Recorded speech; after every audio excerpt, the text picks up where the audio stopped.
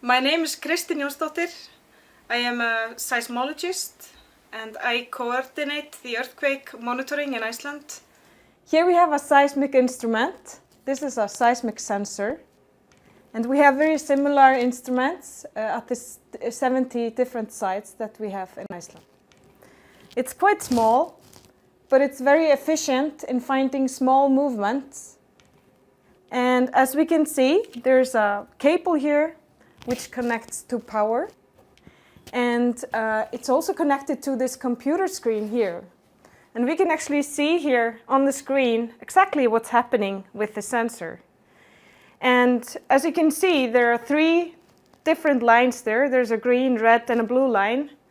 And we can actually say that there are 3 instruments in the sensor, because one instrument is measuring the up and down movement, one sensor is measuring the north-south, and another one the east-west movement. And this is in order for us to better understand the type of movement that's happening and the type of phases that we are measuring. Now, just to show you how sensitive this instrument is, I'm going to make a small jump here, and you can watch the screen and see what's happening, okay?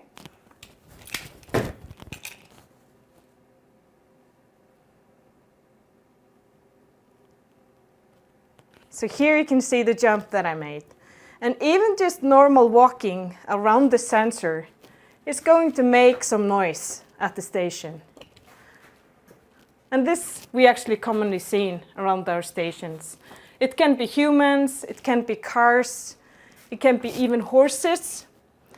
But we need to see a movement like this at several stations, so we can be confident that it actually was an earthquake. Here we see the seismic traces, or the waveforms, from our seismic stations in Iceland. The stations here are aligned in such a way that the stations in the north are here at the top, and the stations in the south are here at the bottom. And we've even grouped them so it's easier for us to see. So for example, all the red stations here are from Öræfajökull volcano. Here we are seeing the past 15 minutes or so, and for the past 15 minutes we don't have a lot of activity. There's one small earthquake here at one station.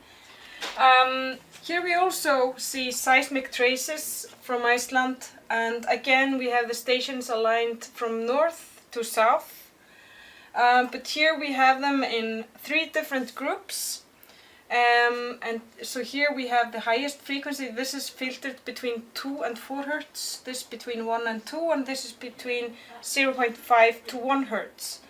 And the reason why we have these different filters is so it will be easier for us to interpret the different kinds of earthquakes that happen.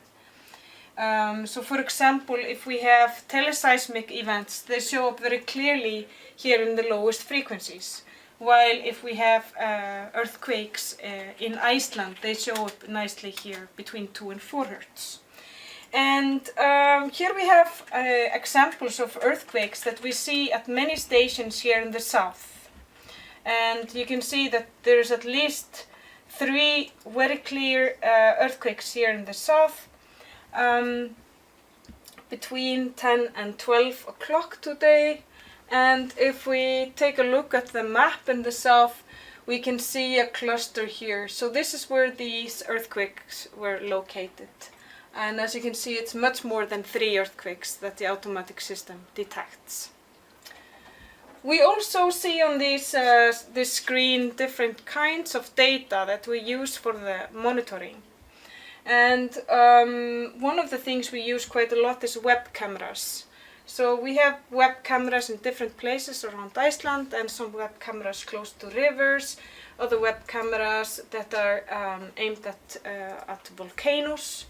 And for example, this is a special web camera looking at Öræfajökull volcano, which is showing us anomalies in temperature. So this is an infrared camera. And for example, if there would be an eruption or some lava would be seen on this image, it would show in very, very clear reddish colors. There's also some other data. For example, here we have some data from a borehole. This is strain data from a borehole close to Hekla volcano. And we have some very good experience at seeing signals prior to Hekla eruptions on this kind of sensors.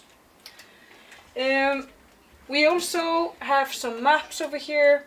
And this map here is actually a system. There's a system behind this map, which is an earthquake early warning system.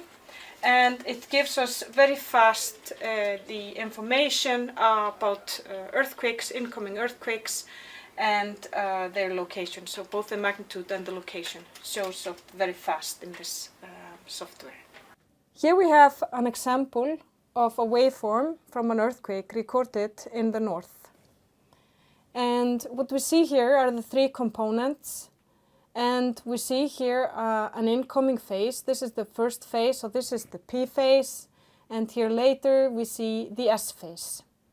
Now the automatic processing tries to find these phases and tries to make a location and calculate an automatic magnitude of the earthquake. And what we want to do is manually check if the phase onsets are correct, and by improving the onset or the detection of the onsets, we also improve the location of the earthquakes. So here, if we look at the S phase first, we can see that the automatic processing has defined the onset over here, and I'm actually quite happy with that. So I'm not going to change that. I'm just going to pick over here, and this is where we have our S. The P phase, however, the automatic processing has somehow missed the onset over here. So I'm going to place my mouse over here, and you can see where it's at by the cross over here. And here I'm going to pick the P phase, because the wave is actually, the onset is over here rather than over here. So this is what we need to do. We need to refine all the waveforms, or all the P and S peaks at all of the stations which see the earthquake. And by doing so, we actually refine the location. This is the seismic network that the Icelandic Meteorological Office is operating for monitoring natural hazards. The seismic stations are around 70. And as we can see, they are mostly here in the center of the country, surrounding the most active volcanoes and places where we have seismic hazard. This is the seismicity, or the earthquakes, that the network has detected during the past 60 days. And we see that the seismicity rate is quite intense in Iceland. It's quite a high number of earthquakes, and what we see quite nicely is how the earthquakes outline the plate boundary. There are also some clusters around, and these show us places where there is volcanic unrest occurring. If we take a better look at one of these clusters, this is Öræfajökull volcano, and if we zoom into that, we see the volcano over here. This white part here is the glacier that's covering the volcano, and the orange triangles here show the seismic network around the volcano. Unfortunately, we cannot have stations on top of the glacier because it's very difficult to operate those stations, especially during the winter. If we now look at the seismicity in 2015, so this is a whole year of seismicity and not a lot of earthquakes, although a few were detected during that year. And we compare to the seismicity in 2018, we see there's quite a drastic change.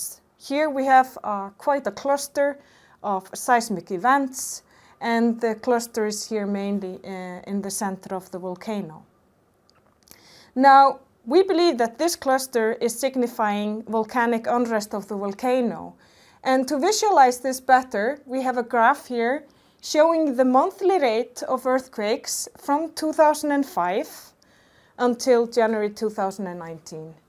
And what we see clearly is that the seismic rate is quite low, It's fluctuating a bit, but not until late 2017 we see a clear increase of the seismicity, and especially since January 2018 we have quite a high rate of seismic events. When we first started to notice this increase of seismicity, we notified the civil protection, which is responsible for taking action surrounding the volcano.